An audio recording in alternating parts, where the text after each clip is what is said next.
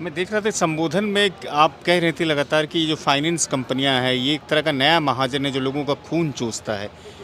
ये जो फाइनेंस कंपनियां हैं ये क्या लगता है कि ये सामाजिक हित के लिए ठीक नहीं है? संबोधन में ये बातें बड़ी मजबूती से रखी कि जहां नल जल नहीं पहुंच रहा है या नीतीश कुमार की योजनाएं नहीं पहुंच रही है वहां पर फाइनेंस कंपनियों के आदमी पहुंच रहे हैं, पदाधिकारी पहुंच रहे हैं। भाकपा माले की तरफ से पूरे बिहार में पदयात्रा निकाली गई है। इस पदयात्रा का नाम दिया गया है बदलो बिहार समागम।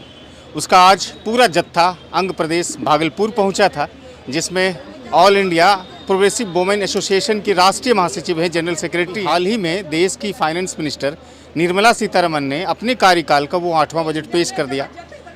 भारतीय जनता पार्टी ने कहा कि बहुत अच्छा बजट रहा, महिलाओं को, कृषि को, तमाम वो हर वर्ग को छूने की कोशिश की है। जो विकसित भारत की नींव 2047 तक रखने में इसको पूरा और सहयोग मिलेगा। महिलाओं ने बजट पेश किया है तो महिलाओं से हम समझते हैं कि भारतीय महिलाओं को ये बजट कितना पसंद आया।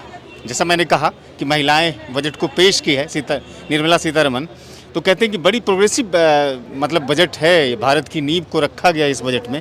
आप इस बजट को कैसे देखती हैं? अब वो मोदी जी की मंत्री है तो जाहिर सी बात है कि वो बजट की प्रशंसा करेंगी, लेकिन इस बजट से पूरे देश की महिलाएं निराश हैं, क्योंकि इस बजट में महिलाओं के लिए कोई प्रावधान नहीं किया गया है।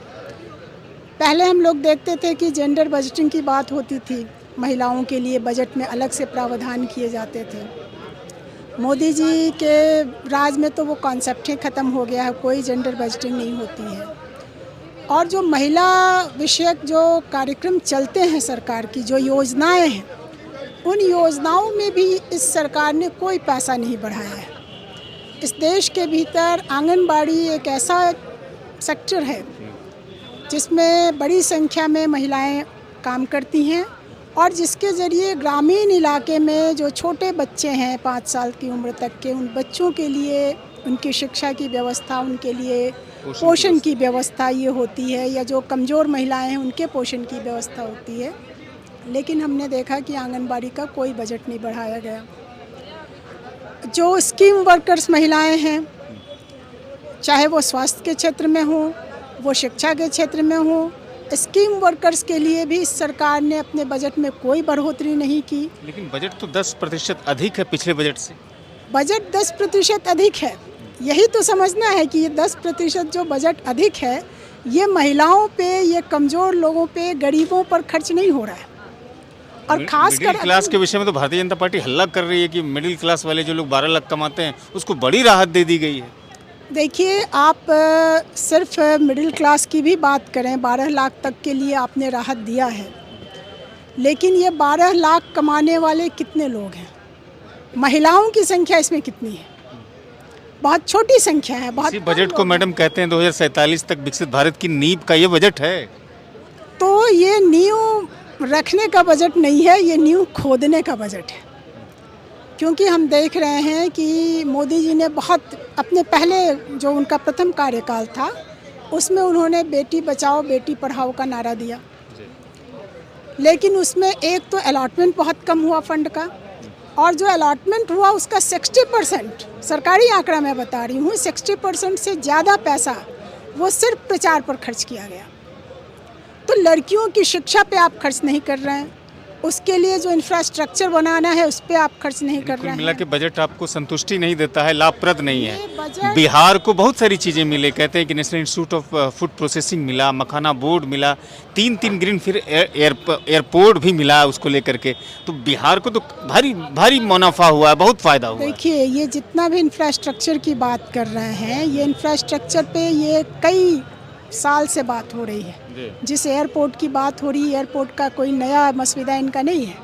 एयरपोर्ट को लेकर के ये बहुत पहले से प्रस्ताव दे रहे हैं। सवाल के इंफ्रास्ट्रक्चर पे आप खर्च कर रहे हैं, लेकिन लोगों की जीवन स्थिति बदलने पे आप कितना खर्च कर रहे हैं? अगर आप रोज़गार नहीं देंगे लोगों को, रोज़गार बढ़ाने के लिए आप बताइए इस बजट में क्या प्रावधान है?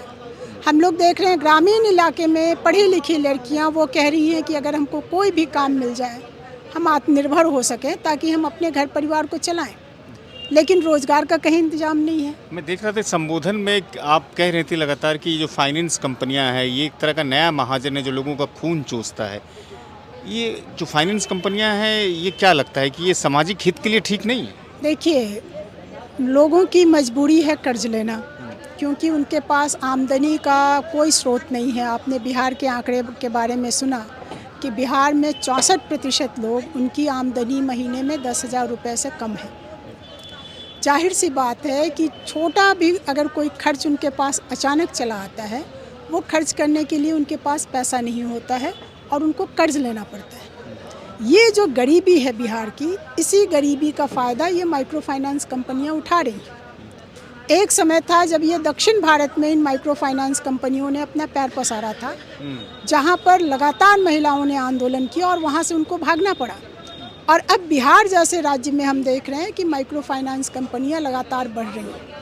इन पर सरकार का कोई नियंत्रण नहीं है। आपने संबोधन में ये बातें बड़ी मजबूती से रखी कि जहाँ नल जल नहीं पहुँच रहा है या नीतीश कुमार की योजनाएं नहीं पहुँच रही है, वहाँ पर फाइनेंस कंपनियों के आदमी पहुँच रहे हैं, पदाधिकारी पहुँच रहे हैं। जी, क्योंकि वो पहुँच रहे हैं और महिलाओं के पास जो भी पैसा है वो कैसे वसूल लिया जाए, क्योंकि वो जो देते हैं लोगों को, जो लोन देते हैं, उस लोन पर सूद के लिए कोई लिमिट इस सरकार ने नहीं लगा रखा है।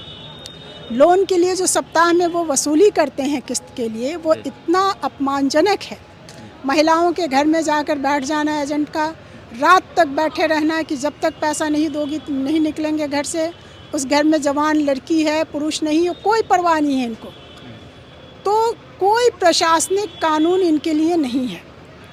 ये सूद वसूली के लिए महिलाओं के साथ गाली गलौज करना, उनका घर बेच देना, उनका सामान लूट माने नीलाम कर देना, ये तमाम कार्रवाइयाँ ये माइक्रो फाइनेंस कंपनियाँ कर रही हैं। आप सभी लोगों का बहुत बहुत शुक्रिया। तो आपने बजट की प्रतिक्रिया सुनी। जो all India progressive women association की राष्ट्रीय महासचिव थी, वो कह रही थी कि बजट ठीक नहीं है, महिलाओं के हित के लिए नहीं है, ये केवल और केवल दिखावा है, कोई विकसित भारत की नींव इसमें नहीं रखी जाएगी। वीडियो को अधिक से अधिक साझा कीजिएगा, चैनल को सब्सक्राइब कीजिएगा। शुक्रिया।